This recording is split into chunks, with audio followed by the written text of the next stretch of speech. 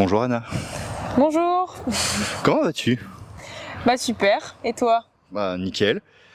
Alors pour te présenter un petit peu, t'es né un 13 mai.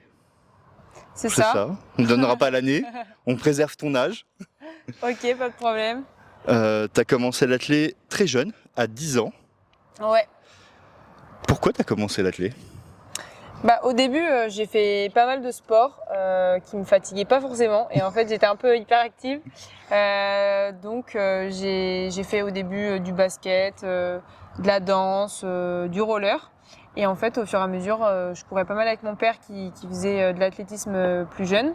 Et en fait, j'ai aimé courir, et c'était aussi le sport où je me disais en fait, j'arrive à être plus, comment dire, Plus calme. j'arrive à être plus calme, et en fait je me dis j'arrive à être fatiguée pour une fois. Ouais, voilà, Parce qu'à chaque fois j'étais pas fatiguée après mes Voilà, là tu rentrais, voilà. Donc là j'étais calme, t'étais et j'arrivais à dormir quoi. Ouais, tes parents devaient apprécier ça. Ouais, c'est pour ça en fait. Euh, donc tu nous as dit, t'as fait plusieurs sports avant. Ouais. T'as commencé à quel âge vraiment à faire du sport? 4, 5 ans? Dès que t'étais capable quoi. Ouais. Bah en Chose fait près. j'ai toujours un peu couru partout dans le jardin, je fais de l'acrobatie et tout ça. Et je pense que c'est ce qui m'a, enfin j'ai toujours été très active, et je pense que c'est ce qui me m'anime quoi. Ouais, voilà, ce qui t'a permis Ouais, et de te après, faire bah, plaisir. ouais, c'est ça. Est-ce que tu peux nous dire un peu la place qu'occupe le sport dans ta vie de tous les jours et depuis maintenant plusieurs années du coup? Ouais. Bah, il prend une place de plus en plus grande, et je donne une place de plus en plus grande au sport parce que je sais que sans le sport je serais différente, et je pense que j'aurais évolué différemment. Donc ça c'est une place énorme. Après je garde aussi les études à côté qui me permettent d'avoir une vie aussi un peu Ouais, professionnelle. un équilibre, Voilà, un équilibre. puis un plan B, Ouais. on fait jamais. C'est ça. Et puis aussi, j'aime bien des petites activités extrascolaires aussi. Donc le théâtre, j'en fais pas mal. J'aime aussi la photographie, les trucs un peu plus artistiques. Donc je fais ça aussi à côté. Mais le sport, enfin, pour moi, c'est quand même la base un peu de ma vie, quoi. Ok. Et de mon mental Ouais, aussi. voilà. Pour toi, qu'est-ce que le sport t'a apporté pour te construire? La jeune femme que tu es maintenant, la jeune adulte, et l'adulte qui va continuer de grandir. Pour toi, ça t'apporte quoi dans ta vie en plus d'un équilibre, quoi? Ça m'apporte de la confiance, de la force aussi mentale pour tout type de situation.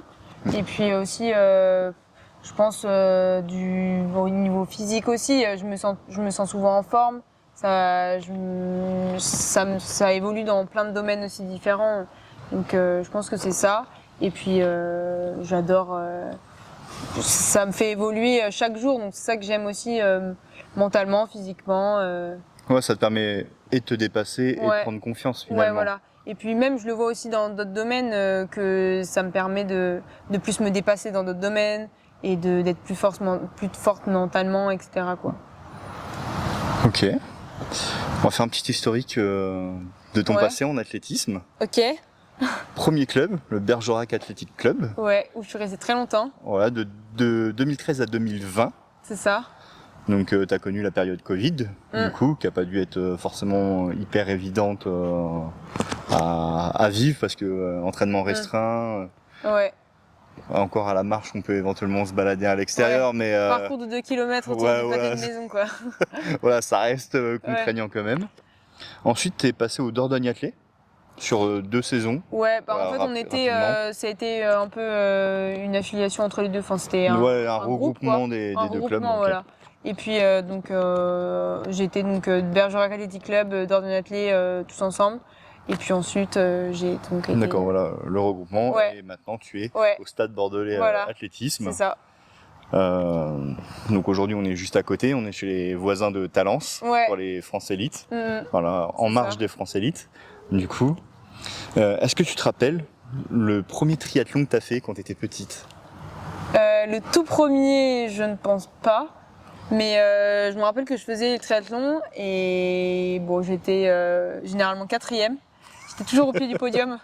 À la Et- mauvaise place. Ouais, au pied du podium, mais j'aimais bien faire plein de choses comme ça. Donc je faisais saut en hauteur, lancer de marteau et marche athlétique.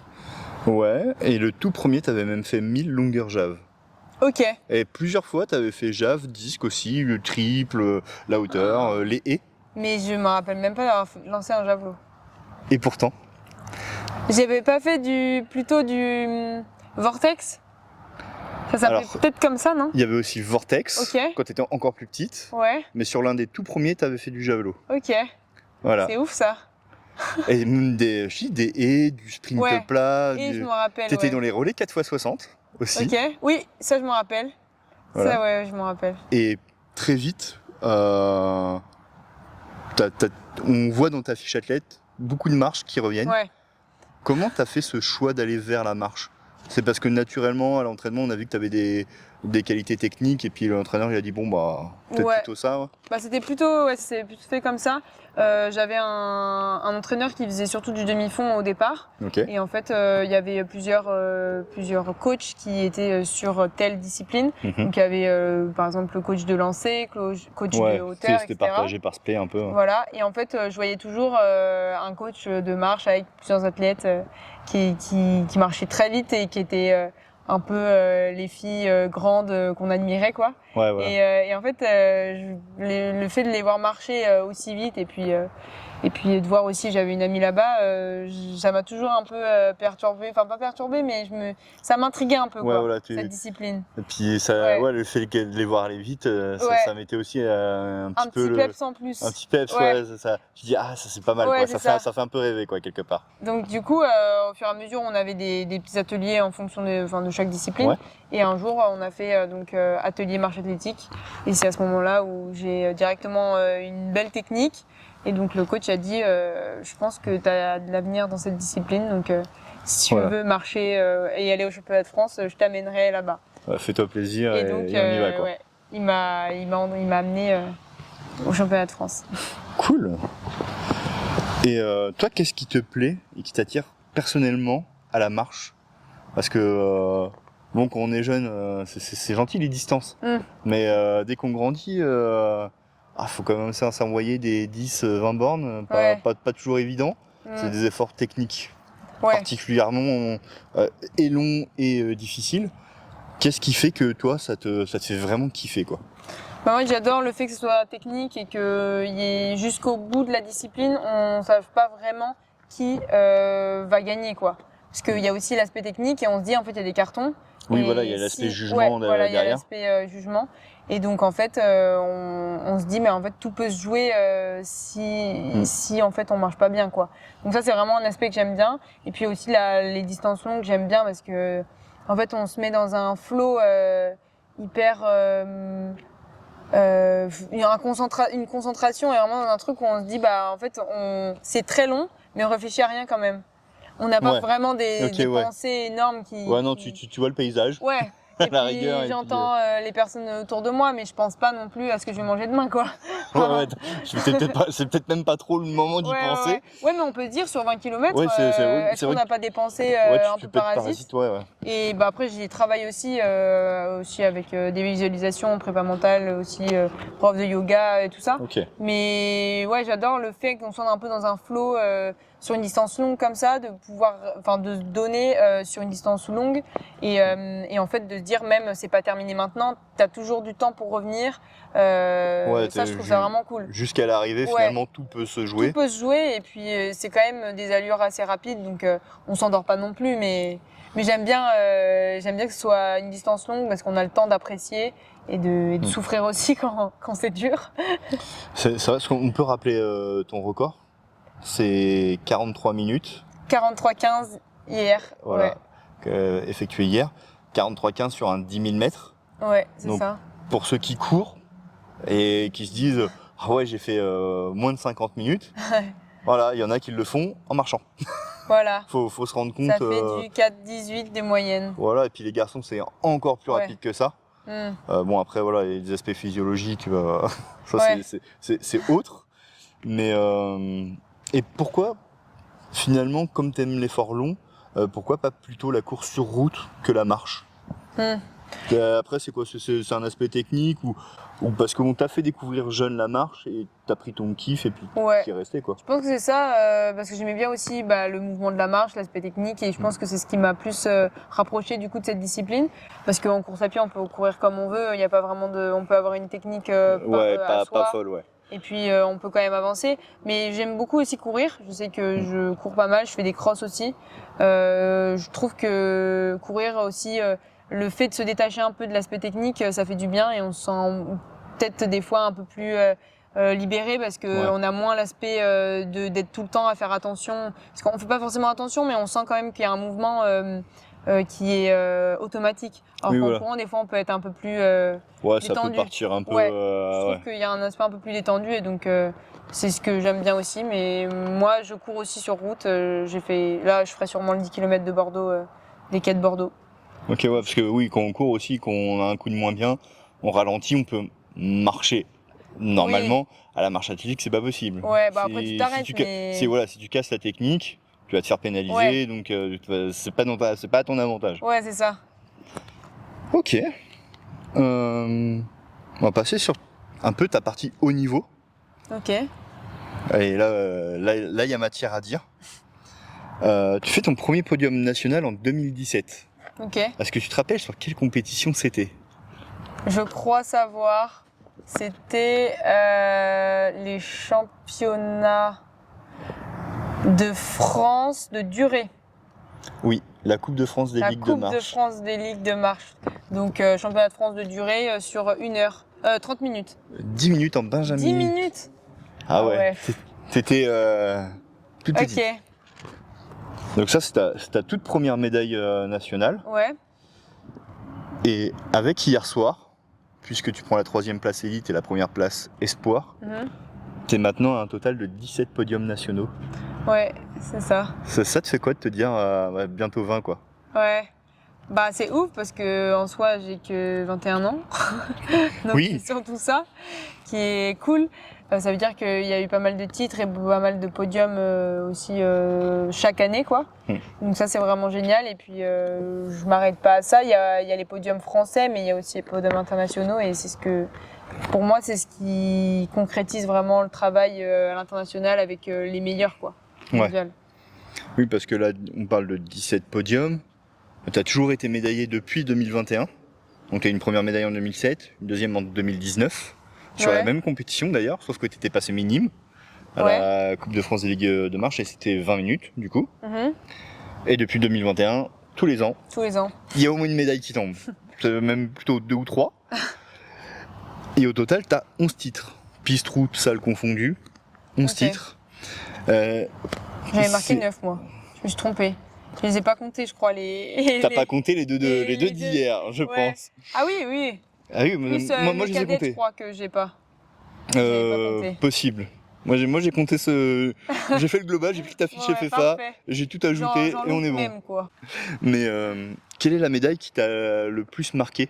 Ou le titre éventuellement qui t'a le plus marqué là où toi ça t'a fait vraiment quelque chose te dire ouais, celle-là je l'ai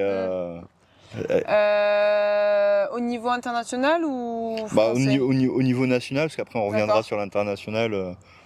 Il commence à s'étoffer aussi ton palmarès un peu international, donc on aura le temps de le revoir. Niveau français, je pense que ça peut être celui d'hier.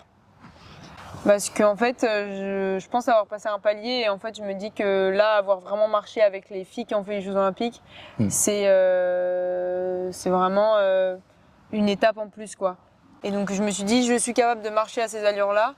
Donc, en fait, c'est encore une étape vers les Jeux Olympiques de 2028. Là, le fait de marcher vers cet objectif, c'est sûr que je l'avais en tête, mais là, il s'approche de plus en plus en voyant que vraiment, je fais des stages avec ces filles-là et maintenant je les suis en compétition, quoi. Oui, parce que hier, sur le déroulement de la course, t'es resté avec elle pendant 7500 mètres à peu près. Ouais, c'est ça. Quelque chose comme ça. Je restais, à peine, il restait 4 tours. Ouais, à peine, ça à peine 2000 mètres. Donc t'as finalement lâché qu'à la toute fin. Donc c'est ça fait t'es quand même, plus jeune qu'elle, hein, donc t'as encore le temps effectivement de les rattraper. Que ça soit Clémence ou que ça soit Pauline, même si elles te mettent pas encore 10 ans. Quand même pas. Quand même pas. On a de la chance en France hein, d'avoir comme ça un gros pôle de marche, que ce soit chez les hommes ou chez les femmes, relativement jeune. Alors un peu plus vieux chez les hommes à l'heure actuelle, mais il y a la relève là qui arrive en espoir. Ils étaient 3 au championnat d'Europe. Chez les U23, chez les juniors, faut regarder, ils seront à mon avis 2.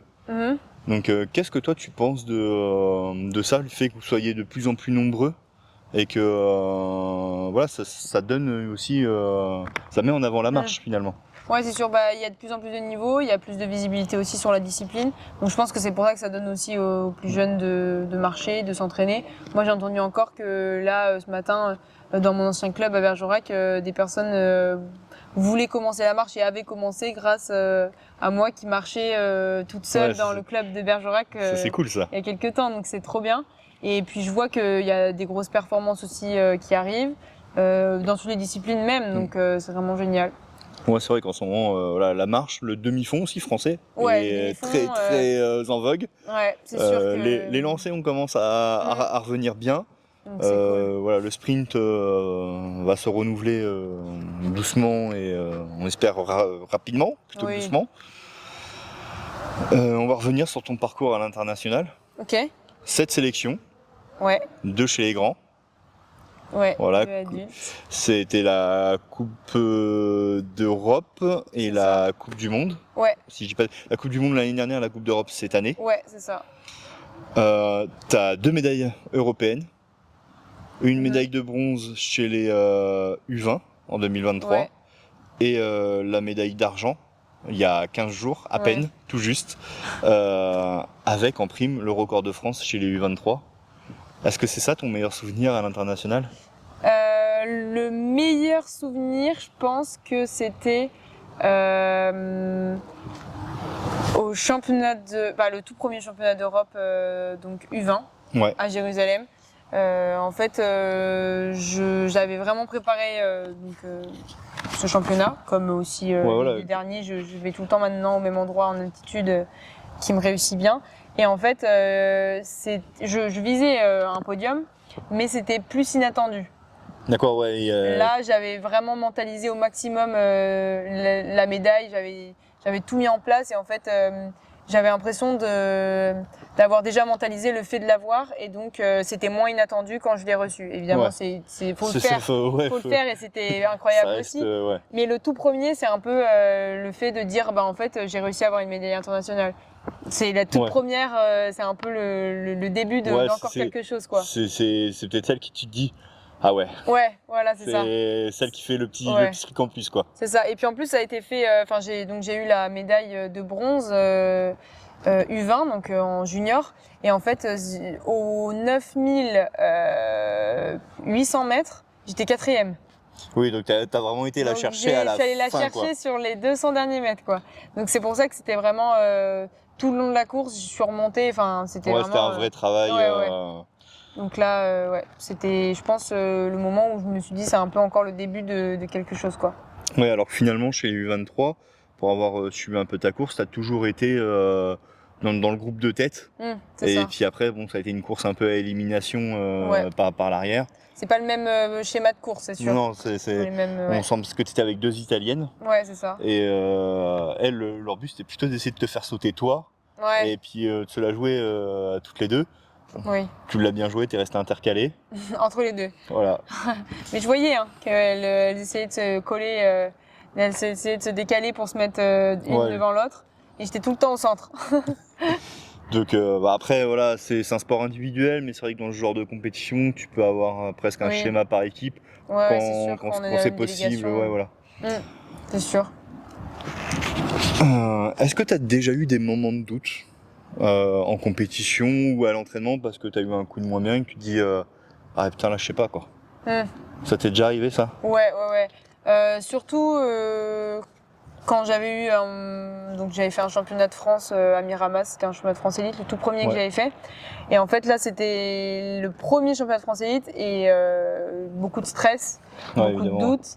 Et en fait, tout le monde disait, j'étais assez jeune, et puis tout le monde disait, tu vas pour la médaille, tu ce Ouais, sera la première et tout ça. Et en fait, je m'étais mis une pression énorme. Alors que... Et maintenant, je me dis, mais en fait, j'ai appris grâce à ça. Ouais, Mais je me suis dit, il y avait tellement pas besoin de se mettre la pression autant. Les gens, et maintenant, ils me disent ça maintenant, je me dis, ok, c'est à moi de faire ma course. Et là, je pense que j'avais plus couru pour les autres, et donc j'ai complètement raté la course, évidemment. Ouais, c'est Et rarement... donc là, c'était le moment de doute, où j'ai vraiment remis tout en question. Je me suis dit, plus jamais j'ai envie de me remettre dans des états comme ça, parce que j'entendais même pas mon coach. J'étais totalement dans une bulle Ouais, t'étais hors de moi, quoi. trop renfermé, quoi, finalement. Ouais, j'entendais plus. J'étais pas dans le truc. Et maintenant, ça c'était vraiment le gros moment de doute. Et à partir de là, j'ai eu aussi une prépa mentale, etc. Que maintenant, j'utilise. Enfin, de moins en moins, j'ai besoin d'exercice, en tout cas. Ouais, parce que t'as réussi à intégrer des trucs. Ouais. J'utilise moins d'effets. Enfin, ça se fait plus naturellement. Du coup, voilà. Donc, c'est cool aussi. Ouais, donc finalement, cette compétition-là, tes premiers élites en indoor, ça n'a pas été évident, mais ça t'a beaucoup appris pour derrière gérer ces moments-là, justement. Ouais, au moins ces moments-là. Après, c'est sûr qu'on a toujours un peu des moments de doute dans la saison, plus ou moins des compétitions, mais le gros moment qui m'a un peu fait réaliser quand je voulais plus être comme ça, c'est celle-ci. Ouais, voilà, ça te permet de construire mentalement quelque chose pour te mettre dans la réussite et t'éviter ce coup de pression qui est pas toujours évident à gérer, parce que ça peut venir de tout le monde, finalement. Ouais, c'est sûr. Ça peut être l'entourage, ça peut être le coach, ça peut être les copains d'entraînement, les copains de club. Soi-même aussi, le vouloir, juste dire je veux bien faire. Ouais. Alors qu'en soi, on le fait pour soi, mais il faut quand même avoir la partie de plaisir qui régule ce stress pour qu'il reste positif, quoi. Est-ce que toi, t'es du genre, justement, à regarder les startlists et te dire tiens, moi j'ai le 3e temps, mais l'autre, la 4e, elle est qu'à 10 secondes, mais je suis à 5 secondes de la première, ou pas du tout? Ouais, si je regarde, ou tu le faisais et tu le fais moins parce que... Si, je le fais. Je le fais plus maintenant, parce que maintenant, je marche régulièrement avec les mêmes personnes. Donc aussi, je regarde exactement ce qu'elles ont fait, les chronos et tout ça pour voir. Mais c'est pas... c'est vraiment pour m'aider, quoi. C'est pas, oh là là, la fille, elle est à 10 secondes. Ouais, faut que je fasse ça. Non, je me dis, faut que mes adversaires aussi, ça soit un support de performance, que ce soit pas vraiment que ça soit pas que des concurrentes, ça soit aussi quelqu'un qui puisse m'aider et encore plus performer. Voilà, ça te permet de te dire, elle a fait ça comme temps. Moi, je suis pas si loin derrière. Si je me cale sur elle, ça peut peut-être m'aider. Peut-être que je vais exploser en cours de route. Ouais. Ou peut-être pas, et ce jour-là, t'as une belle surprise, un joli chrono au bout, quoi, finalement. Ouais, puis comme hier, par exemple, c'est aussi bien de marcher sans montre, sans chrono. Et puis on se dit, en fait, là, c'est que du bonus, je me fais plaisir, je m'accroche aux filles, et puis je vois ce que ça vaut. Ouais, et puis le premier kilo, déjà à 4,21, j'avais pas marché en 4,21 depuis un petit moment, donc c'est cool. Est-ce que tu peux nous décrire un peu quel est ton staff?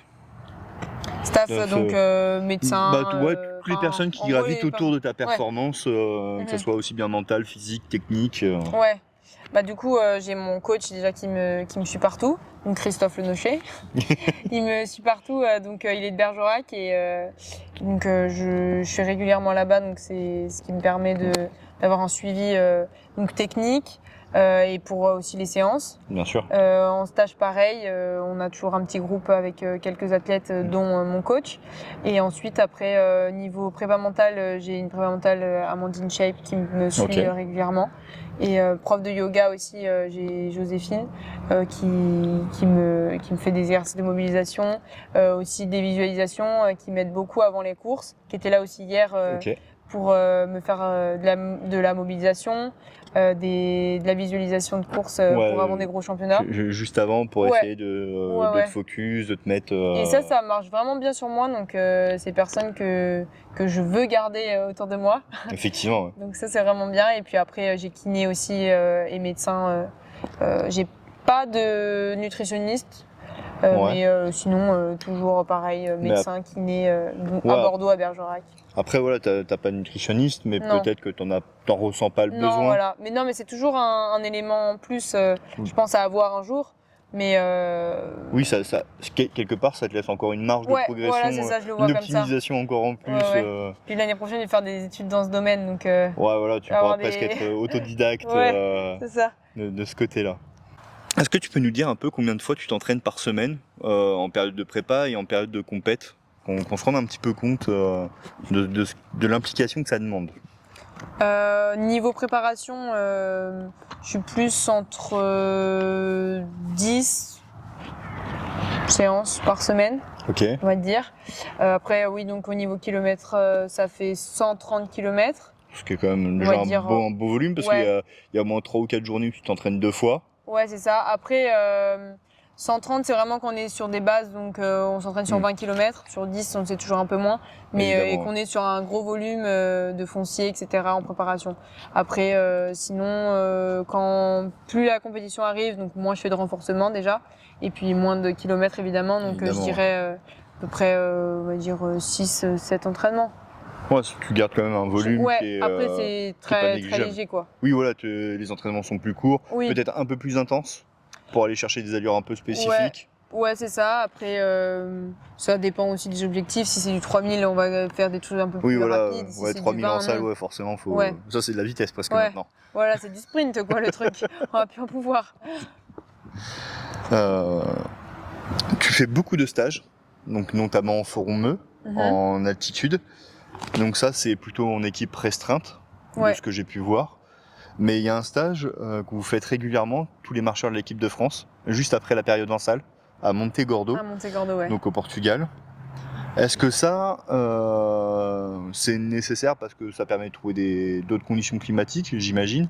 Mais est-ce que c'est aussi nécessaire par le fait d'être en masse, d'avoir un gros groupe et de se sentir un peu porté Ouais, je pense qu'en fait, la fin de période hivernale, toujours un peu dure pour tout le monde. Donc on fait un peu le championnat de France, pas tout le monde en plus en salle. Il y a pas tout le monde qui va. Et après, en fait, il y a un peu une page qui se ferme et ça passe à la saison estivale. Et donc il y a toujours ce stage entre les deux qui permet donc de regrouper un peu tout le monde après ces périodes un peu plus dures qui partent pas en stage et qui ont aussi très froid pour s'entraîner, difficile, les conditions, etc. Et puis là-bas il fait chaud, on se retrouve tous, on s'entraîne tous ensemble, on progresse ensemble. C'est un peu le début de la saison estivale et en même temps on commence à bien être performant parce que là, les championnats de France arrivent bientôt. Oui, parce que les championnats de France sur route sont quand même assez tôt dans la saison. C'est en avril. Mars-avril, généralement. Ouais, c'est fin mars, début avril. C'est ça. Donc ça arrive très tôt par rapport à la piste qui reste derrière ou les championnats sur route. Quand t'es en sélection. C'est ça. Est-ce que c'est toujours des bons moments ces stages-là? Ouais, toujours. Ça rigole bien. À chaque fois, régulièrement, je me dis c'est mon meilleur stage. Ensuite, le prochain, en fait, c'était lui mon meilleur stage. Il y a toujours des petits trucs en plus, des gens qui arrivent, des nouveautés. Moi, j'adore. Et puis, ça permet de créer une ambiance de groupe, de marcher tous ensemble, de marcher avec des personnes qu'on marche pas généralement, parce qu'il y en a plus ou moins qui marchent tout seuls. Oui, je sais que moi, l'année dernière, sur les 3 dernières années, j'ai marché régulièrement toute seule parce que j'étais à Bordeaux. Donc pas facile. Donc marcher sur les quais toute seule en hiver, c'est toujours un peu. Faut un peu de courage. Voilà. Après, quand on est avec du monde, c'est plus facile et ça remet un petit coup de boost aussi, je pense, à tout le monde. Et puis on a aussi hâte de se revoir, hâte de progresser, de refaire des stages ensemble. Donc ça aide. Puis les sélections, parce que vous êtes sur le dernier stage que vous avez fait à Montegordo cette année. Je crois que sur tous ceux qui étaient présents, il y a peut-être qu'un ou deux qui n'avaient jamais fait de sélection. Donc il y a aussi un noyau équipe de France qui est très très fort.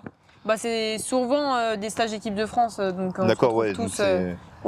Il y a un ou deux invités en plus qui sont là parce qu'ils sont au bord sûrement. Pour monter l'équipe de France. Est-ce que tu peux nous parler de l'importance de la nutrition quand tu es en compétition? Donc ça va principalement concerner la route.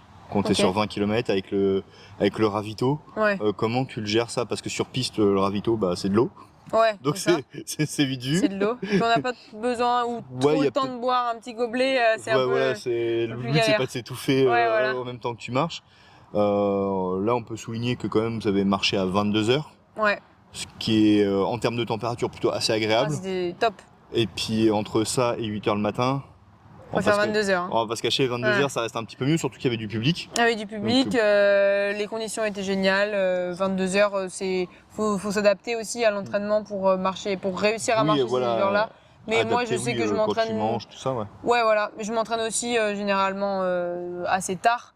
Je peux m'entraîner à 20h, donc ça fait pas non plus une grosse différence. Non, voilà, voilà. Mais du coup, sur route, comme c'est plus long, comment tu gères ce ravitaillement justement, parce que on va commencer à s'approcher de distances type semi-marathon, marathon sur la marche, enfin la course, pardon. Donc comment toi tu le gères? Donc déjà l'année prochaine, ce sera du semi-marathon.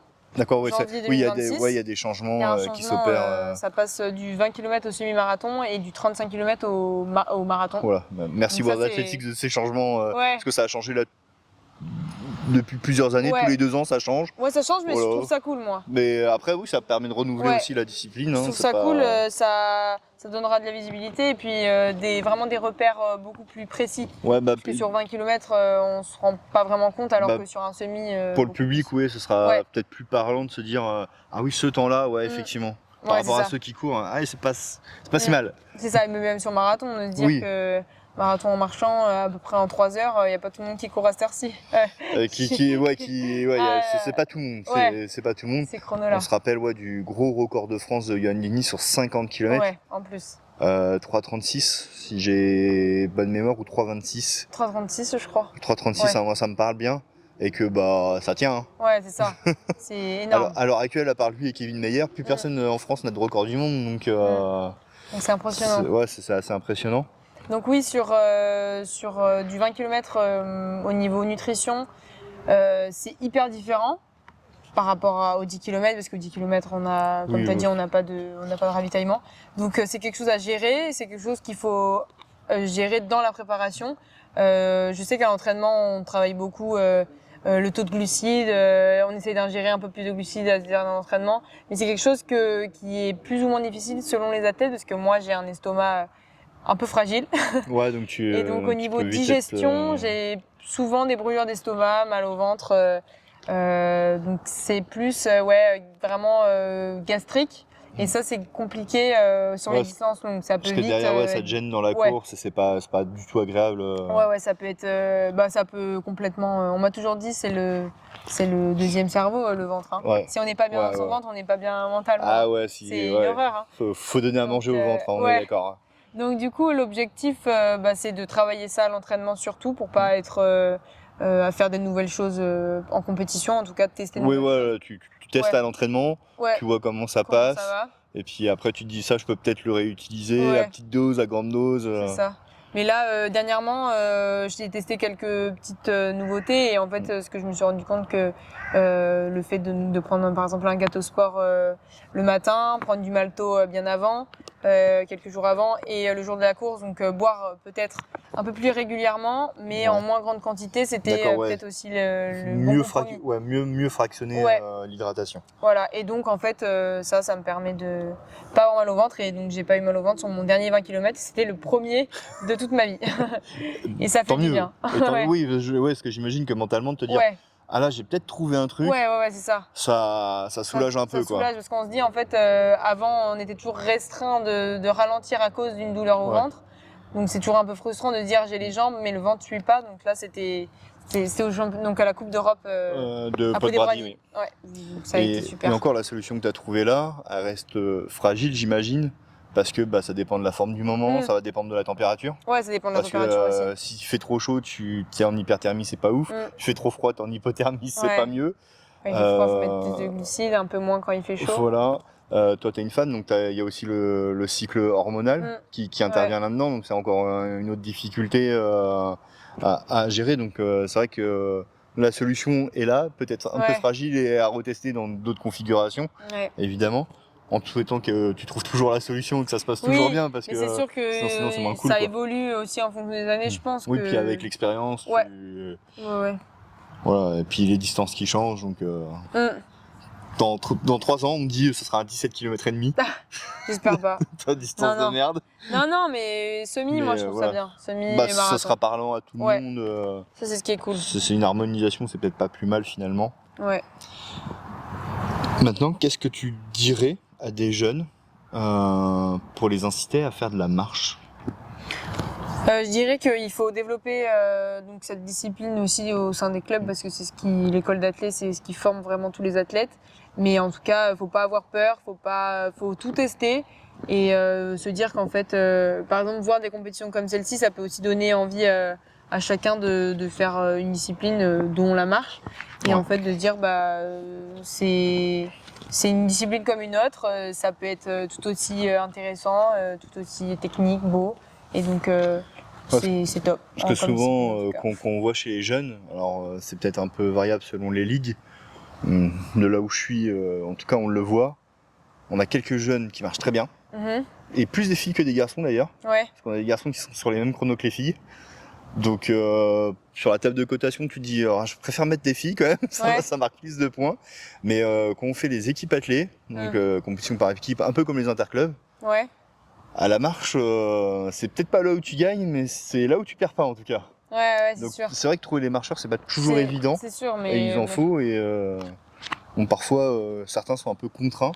Moi j'ai vu un club, ils ont un peu contraint un jeune et Bichette il l'a pris. Ça donne pas envie en fait, c'est ça quand on force comme ça. Ouais, lui il avait pas envie, il l'a pris 10 minutes avant en plus. Ah ouais. Donc en gros on lui a mis le dossard, on l'a mis sur la ligne et marche.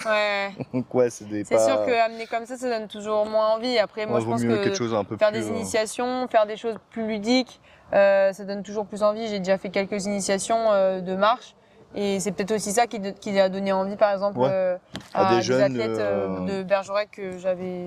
C'est vrai que moi, d'initier avec quelqu'un qui a un peu d'aura international ou même national, c'est leur dire ah ouais, mais c'est elle mon modèle en fait. C'est presque. Ça peut être bien. Tu le vis comme ça, te dire je suis un peu un modèle? Non. Pas du tout. Après c'est cool. Là, même les personnes qui viennent me voir qui me disent j'adore comment tu marches, j'adore et tout ça me donne envie de marcher. J'avais déjà entendu ça et c'est hyper gentil. Mais sympa, je me dis pas que je suis un modèle de quelqu'un quoi. Alors, on va passer une partie un peu plus marrante. Ok. Les fun facts. Ok, je me prépare. Donc c'est là où j'ai beaucoup démarché des personnes. Oula. Qu'est-ce qu'ils ont dit? T'adores cuisiner. Ouais. C'est quoi ta spé quand tu cuisines? Les cookies. Les cookies? pas les pancakes? Les pancakes aussi. Hein. Ouais, le sucré quoi. Non, en vrai je fais un peu de tout. J'ai déjà fait, pendant le confinement, je faisais couscous, tchatchouka, des trucs qui durent 4 heures, genre. Même une après-midi. Les bons plats bien mijotés, voilà. Quoi. Non, après, je fais pas mal les wraps maison, je fais plein de trucs maison, même salés et tout ça. Mais spécialité très rapide que je peux faire en 10 minutes top chrono, que tout le monde kiffe, c'est les cookies. Et après, les pancakes pour le matin. Mais les cookies, ça passe vraiment partout. Ouais, c'est vrai matin, midi, soir, goûter. Ouais, c'est vrai que tu peux en mettre de partout les cookies. Ouais, donc cuisinière un peu à tes heures perdues. Ah tout le temps même. Si je mange pas bien, je suis aigrie en vrai. Ah ouais? Ouais. Ah, c'est à ce point-là? J'aime beaucoup manger. Après, je suis taureau, moi j'adore. J'adore manger. T'as la dépense énergétique qui va à côté aussi, donc c'est vrai que Après, je mange, mais je mange bien. Oui, tu fais pas, tu claques pas 3 pizzas dans la semaine, quoi. Voilà, c'est ça. Mais j'aime vraiment, c'est vraiment un plaisir, quoi. Ouais, c'est de faire à manger, même pour les autres, et de manger. Tu dirais que pour toi, dans ton équilibre de vie, c'est important la nourriture? Ah ouais, mais c'est au centre de. Ouais. Il y a des fois, je suis dans ma journée et je pense à ce que je vais manger, quoi. Ah ouais? Ah ouais, je me dis, je suis le matin, je vais penser à ce que je vais manger, le midi, le soir, mais même pas vraiment, il faut que je mange ça, calculer tout ça, les calories, vraiment pour le plaisir. Je sais que si j'ai pas quelque chose dans mon frigo et que j'ai envie de manger, je me suis dit j'ai envie de manger tomate burrata et que j'ai pas de burrata, je vais aller chercher une burrata au Leclerc pour faire mon truc, quoi. Ouais, si, j'aime bien avoir mon propre... avoir aussi le propre choix et de me dire en fait je mange ce que j'ai envie et je suis capable de le faire moi-même, quoi. Ouais, c'est aussi un peu satisfaisant de se dire. Ouais, c'est hyper satisfaisant. Là je l'ai fait, quoi. Là je l'ai fait. C'est moi qui l'ai fait. C'est ça. Et puis c'est vraiment au centre de comme je dis, comme j'ai eu pas mal de problèmes d'estomac ouais, je pense un peu de poids aussi quand j'étais très petite. Ok, ouais. Et ben en fait, T'as tout de suite dû te saisir un ouais, peu, te saisir du sujet, ouais. puis je prenais les trucs en fait qui me faisaient vraiment plaisir. Donc je mangeais donc à ma faim évidemment, mais je mangeais les trucs qui me faisaient plaisir. Mais c'est vrai que l'estomac ça a toujours été un peu difficile Ouais, il a pas sur toujours. une période. Ouais, il y a Ouais. des fois ça kiffe pas toujours. Ouais, c'est ça. Donc là maintenant, ça va de mieux en mieux en tout cas. Bon, bah ça c'est plutôt une bonne chose. Ouais. Mais ouais, c'est vrai que manger, moi, j'adore aussi. Hein. Ah bah voilà. Je suis pas taureau, je suis scorpion, mais j'adore Mais manger. t'adores manger. Ah moi ça se voit en plus. Ah, c'est terrible, hein. Moi c'est puis j'ai pas de mental pour ça. Ah bah en même temps, tout est bon. Je veux dire, moi avec le groupe que j'entraîne, ça a déjà arrivé qu'on fasse des raclettes, hein. Ah Des ouais. trucs, mais toi c'est un groupe de lancers, hein. Ouais. Donc ouais, sinon Bah, hiver c'est raclette, hein. Même Ouais. l'été. Hein. Ça se tente. Ouais, mais non, c'était parti en live.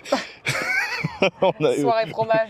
Ouais, c'était plutôt une soirée fromage que raclette. Ah ouais. Ah ouais, non, c'était. On avait sous-dosé les patates. Ah ouais, vraiment. Le fromage, on était en rade et on en voulait encore. Oh là La là. charcuterie, bah du coup, il restait plus que ça. Donc on a dû la finir. Donc on a refait des pommes de terre pour refaire les fromages. Non, on pour n'a même pas finir. pu refaire de pommes de terre. Il n'y avait plus de patates. Ah ouais. Il n'y avait plus rien. Oh là Ah là. non, Et là, non. du coup, ça me donne envie, j'ai faim. T'adores les réseaux sociaux. Ouais. T'es sur beaucoup de réseaux sociaux. Ouais. Ouais. Ouais, j'aime bien. Bah, en fait, j'aime bien. C'est pas les réseaux sociaux en eux-mêmes, mais j'aime bien créer. J'aime Ouais, bien. c'est l'aspect créatif Ouais. qu'il y a derrière. Ouais, c'est ça. J'aime bien créer, montrer en même temps ce que je fais grâce à des petites créations, à des petites. Bon, après, je suis pas créatrice de contenu non plus, Non, mais j'aime bien faire des petits réels, faire des petites stories soignées avec une photo dans un angle particulier, même pour montrer par exemple la pâtisserie. Mais ouais, j'aime bien prendre des photos et montrer aussi ce que je fais à travers quelque chose de créatif et pas vraiment réseaux sociaux purs. Ouais, c'est pas vraiment pour ouais. dire regardez ce que Ouais. j'ai fait aujourd'hui. Non, C'est plus vraiment Ouais. l'aspect créatif. en faisant des petits trucs aussi drôles, j'aime bien. Ouais. Voilà. Ouais, ça rejoint un peu la partie artistique que t'as avec la photo, avec le Bah, théâtre. j'adore dessiner aussi, je dessine aussi pas mal. Donc je fais des petits trucs ouais, assez créatifs ouais, quand même. Ok, ouais, sympa. Sympa. Point un peu plus fâcheux. Et là, beaucoup de gens sont tombés Qu'est-ce que d'accord. c'est ? T'es quasiment tout le temps en retard. Oh là, ça s'élive. Un mot pour ta défense? Je suis en retard, mais pourtant je me donne. En fait, pour ma défense, je suis à l'heure au moment où j'oublie un petit truc, et c'est ça qui me met en retard. Genre, je suis à l'heure, et en fait, oh, j'ai oublié un truc. Et du coup, je vais Et t'es en chercher, retard. et là, je suis en retard parce que j'ai le temps de le retrouver, je sais plus où je l'ai mis et tout. Et donc, bah, ça va, je suis avec un entourage aussi qui est très souvent en retard, sauf quelques amis. Donc, du coup, je me Ouais, fais mais un voilà, peu ça reprendre. engraine quoi. Ouais. Mais ouais, je suis quand même souvent en retard. Hein. Ouais. C'est vrai. Bah, t'es en retard à l'entraînement? Ah ouais, mon coach il râle. Hein.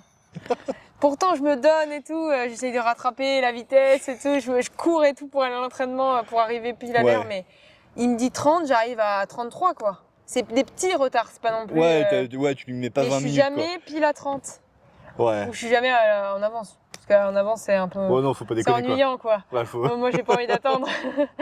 Mais non, je suis tout le temps, à quelques minutes, 35, tout ça. Ouais. Tout le temps. C'est fou. Il t'a déjà donné des gages ton coach comme ça à Non. force d'être en retard? Même pas? Ah, faut pas lui donner l'idée, hein. Parce que là, tous les jours, Si vous regardez l'interview, tous les bonne jours. idée, je vous la laisse. Oh là là, ouais. Ah non, c'est fou. Ouais, c'est fou ça. Mais bon. Ouais. Peut-être. Bah alors, je suis pas en retard sur les compètes. Mais j'ai déjà rêvé Ouais. que j'ai raté une compète parce que j'étais en retard. Alors ça, je suis trop dans le... Ouais. Ça Mais t'a remis là, ça d'aplomb, m'avait par un peu stressé quand même. Mais sinon, non. contre. Ouais.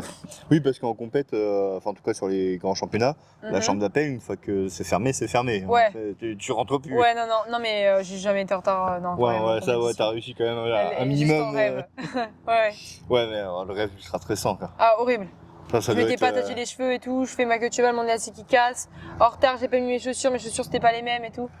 Un rêve horrible. Ouais, le pire truc pour préparer une Ah ouais, compète. pas échauffé et tout, hein, je partais. Ah oui, bah, Catastrophe.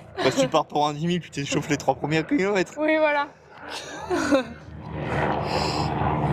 Il y a aussi d'autres gens qui trouvent que malgré l'effort que tu fournis, Mhm. tu montres jamais que tu souffres.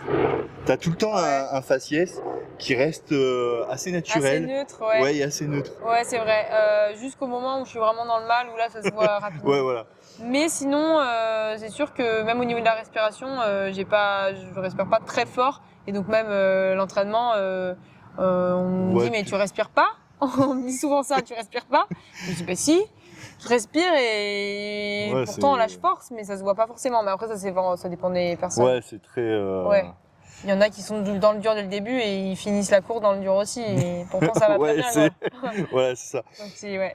Est-ce que ça, le théâtre, ça t'aide un petit peu à essayer de garder la poker face Bah, jusqu'au bout Je sais ou pas. pas du tout? Je sais pas, après j'en fais plus trop en ce moment parce que avec le sport Ouais, bah, quand même, ça prend du temps. Mais j'aimais bien plus pour montrer les émotions moi. Ouais, plutôt au contraire, Ouais. voilà, révéler. C'était pas pour cacher. Bon après je suis expressive, ça doit aider aussi, mais en compétition pas tellement.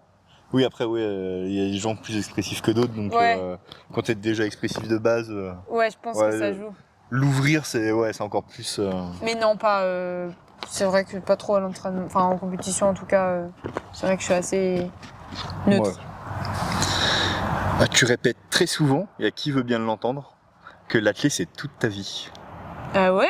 Ouais. Ok. Ouais. Tu t'en rends même pas compte. Bah non.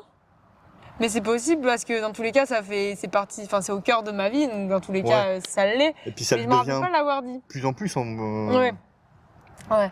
Mais ouais, bah en fait, je pense que ça a été aussi les moments où j'étais moins bien, pareil au niveau de l'estomac. Et ben dès que j'étais pas bien, j'allais courir. Et ben ça me faisait du bien quoi. Même au Ok. niveau de mental, enfin Ouais, voilà, c'est. ça a toujours été Ça t'a permis une de source t'aérer, de, tu ouais, une source de motivation et ça me faisait du bien physiquement. Donc je pense que c'est pour ça. Mais oui, c'est toute ma vie en tous les cas. Depuis que je suis petite, je vis avec ça et j'adore.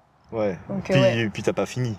Ah bah non, c'est le début. Ouais. Bah, espérons, on te le souhaite évidemment que ce soit que le Ouais. début et que ça devienne de plus en plus prenant, bien Ouais. évidemment. Ça pour le coup, c'est ta maman qui me l'a livré. Ah ok.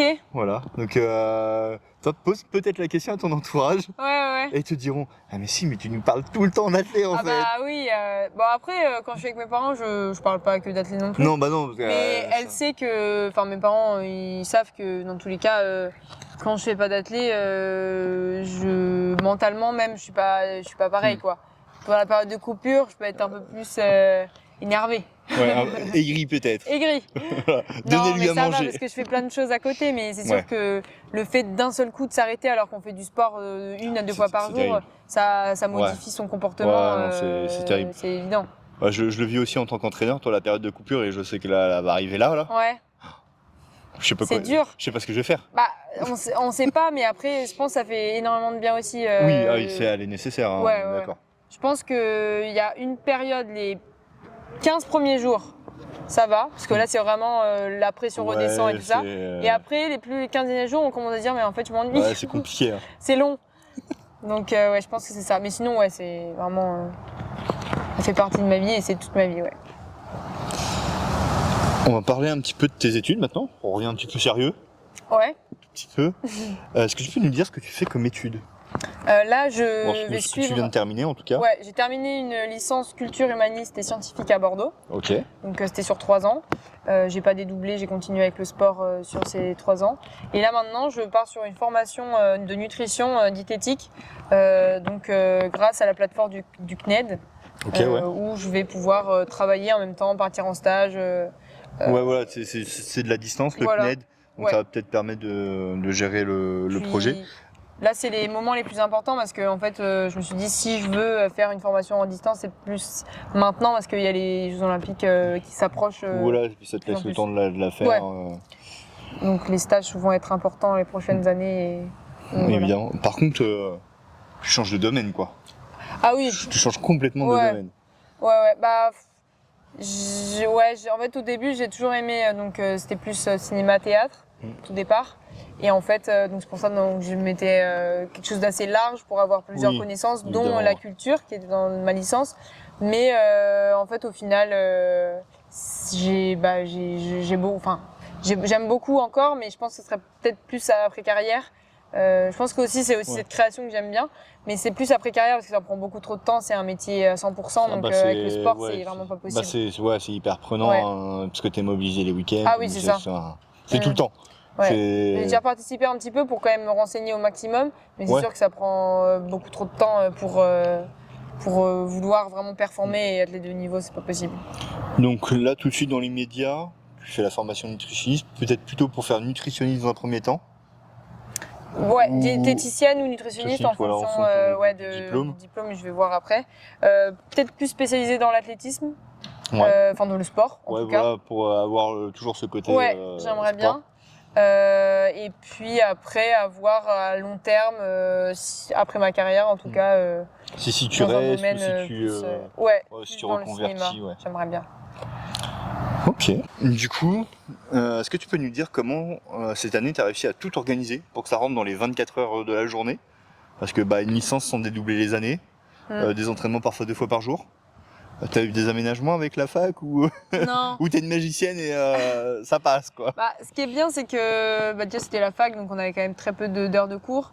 J'avais été aussi sur une licence hyper légère au niveau horaire. Ouais. J'avais cours, on va dire 4 jours dans la semaine, donc c'était quand même assez léger.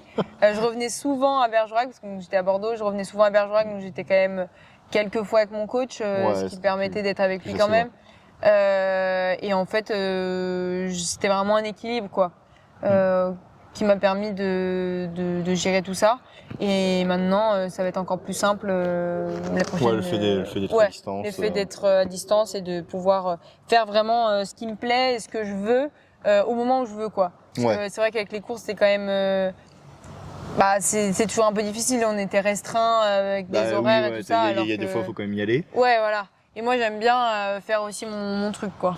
Ouais, tu as envie d'être un peu dans ton autonomie, ton organisation, te dire là je suis claqué, je veux me lever à 10h, je le fais quoi. Ouais, voilà. Après, c'est sûr qu'il faut garder un rythme, sinon c'est difficile. Mais j'aime bien. Ça peut être compliqué, mais ouais. Ouais, mais j'aime bien avoir mon rythme aussi, quoi. Ouais, donc pas d'aménagement particulier avec la fac parce que ta licence te permettait de toute façon d'être assez tranquille. Ouais, c'est ça. D'ailleurs, on passe un petit bonjour à Olivier. Oui. Parce que il vous a emmené sur les championnats universitaires. Oui. Voilà. Oui, UNSS, c'est ça, universitaire. Universitaire. Et l'année dernière, tu as fait le record de France quand même du 3000 marches universitaires. Ouais, c'est ça. À Vineuil. Ouais, Vineuil. Dans une ambiance un peu. Il faisait très froid. Ouais, un peu fraîche. Oh l'horreur. Très très froid là-bas. Vous avez pas surchauffé. Ah non. Mais je te rassure, c'est pas souvent que. Il fait aussi froid. À cette période-là, c'est très rare qu'il fasse aussi froid. Ouais. La semaine d'après, moi j'ai organisé un meeting, j'ai pris 40 degrés. Ouais. Et je suis à 45 minutes de. Bah oui, j'imagine bien. J'imagine bien que c'était pas hyper agréable. Il y avait une bonne ambiance et tout, donc ça. Oui, je me rappelle que le clan bordelais, vous aviez mis une ambiance on a chauffé folie. Tout le monde. C'était la dernière d'Aliette Chapu en plus. Zéphirin aussi. Ouais, voilà. Zéphirin était revenu cette année en tant qu'invité FFA quand même, à Deauville. Il a fait le lièvre. Ah, donc c'est cool. Il a pu profiter encore de l'ambiance. Il a pu profiter un petit peu, mais c'est vrai que l'année dernière, vous aviez mis une ambiance.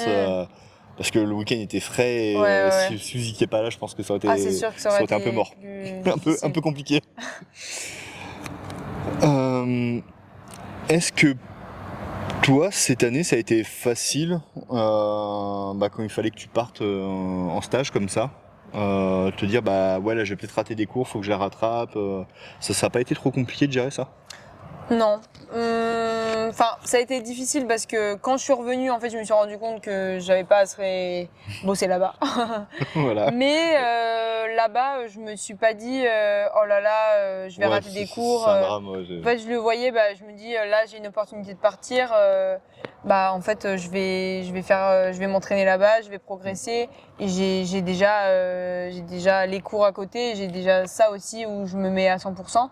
Enfin, je me mets à 100%. Quand je fais quelque chose, je me mets à 100% dedans. T'es à fond dessus, ouais. Donc j'étais à fond aussi dans le sport, mais c'est sûr que je pensais un peu aux cours, mais c'est vrai que ça a dû passer un peu en dessous, quoi. Donc c'est pour ça que quand je revenais, je me disais oula, il y a ça. Mais j'ai réussi, je me suis accrochée jusqu'au bout et c'est pour ça que j'ai réussi à avoir ma licence aussi, avec une mention en plus.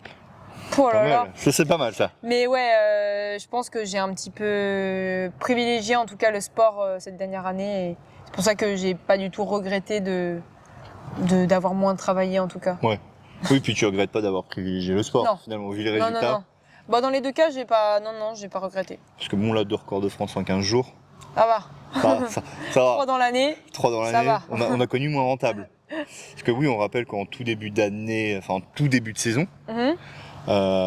effectivement, tu as le record de l'heure. Ouais, c'est Avec ça. 13 000... 13 014 Ouais, je Ouais, sais c'est ça. ça. 13 014 mètres. de Camille.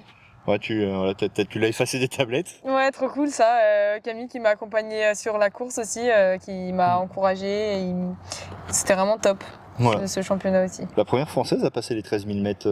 Non, pas la première, parce que Camille avait déjà fait 13 006, je crois. 13 006, ouais, c'est Ouais. ça.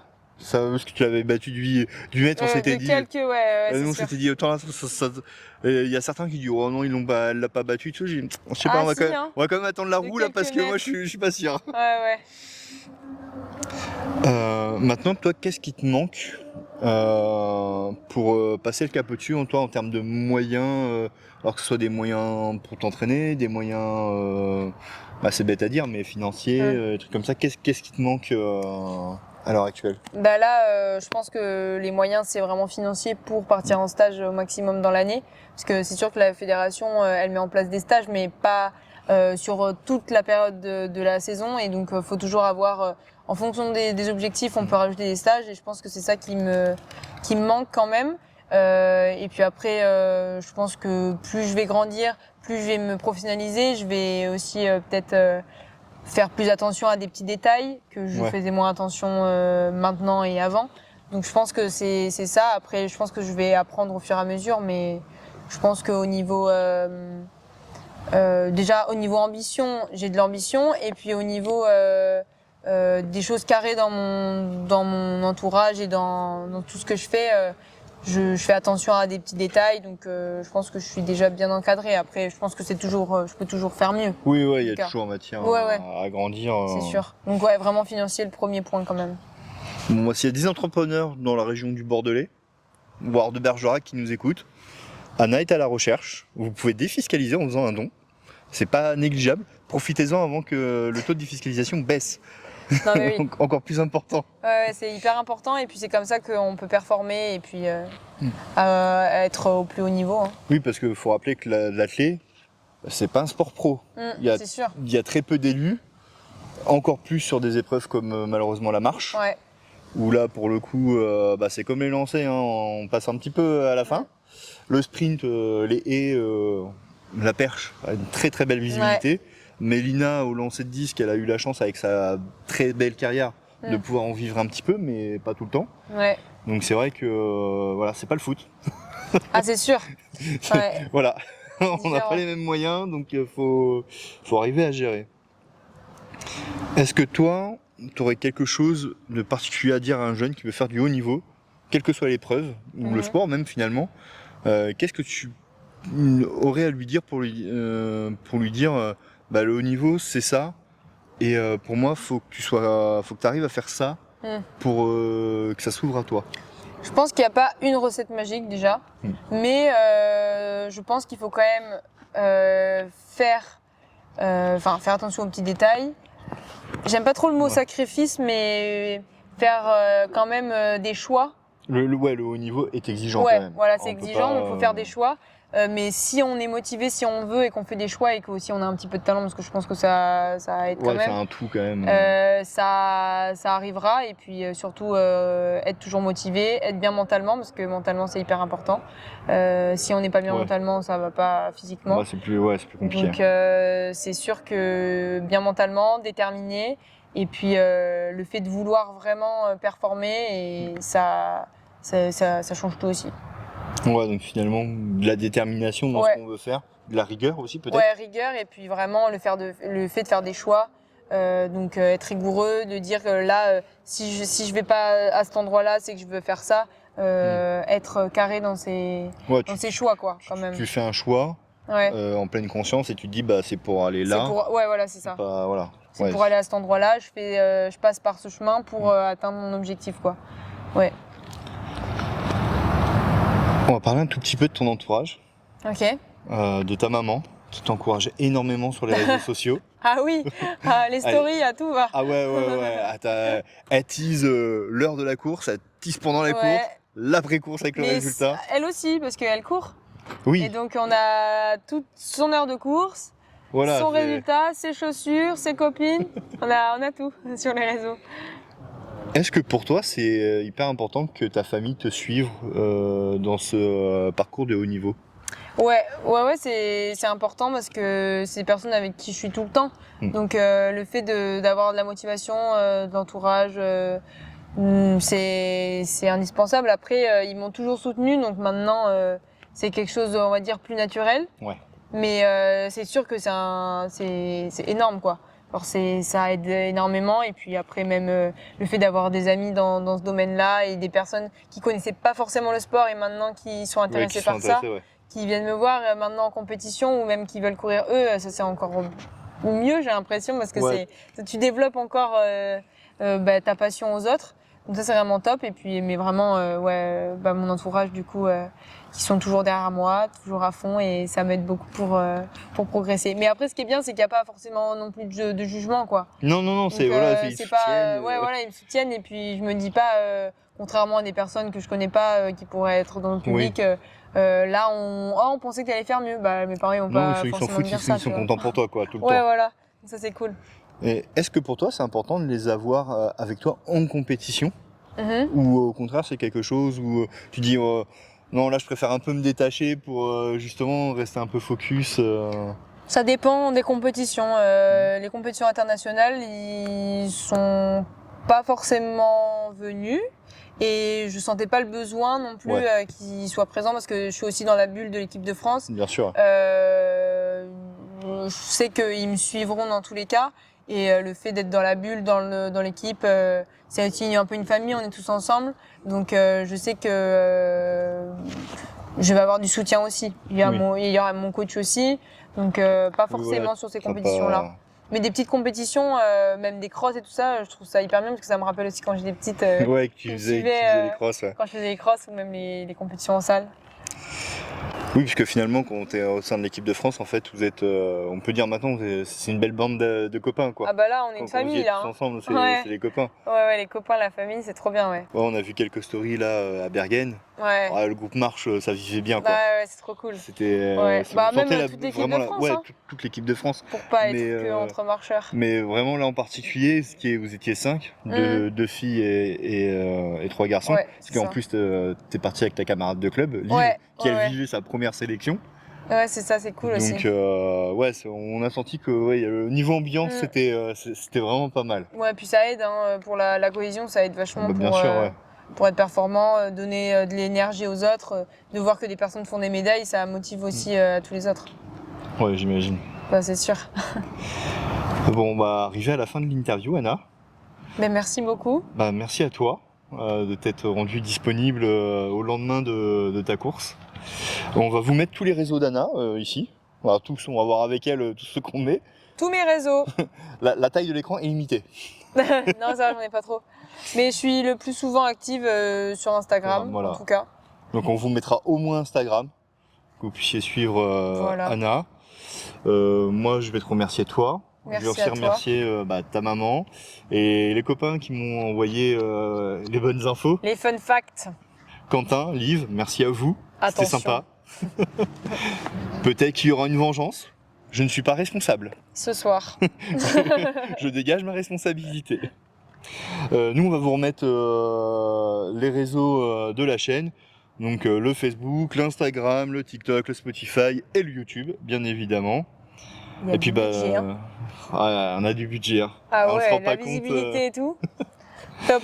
Et puis surtout, n'hésitez pas à vous abonner, mettre le petit pouce parce que ça fait toujours plaisir pour montrer soutien, et activer les notifications pour suivre les prochaines vidéos. Merci beaucoup. À plus.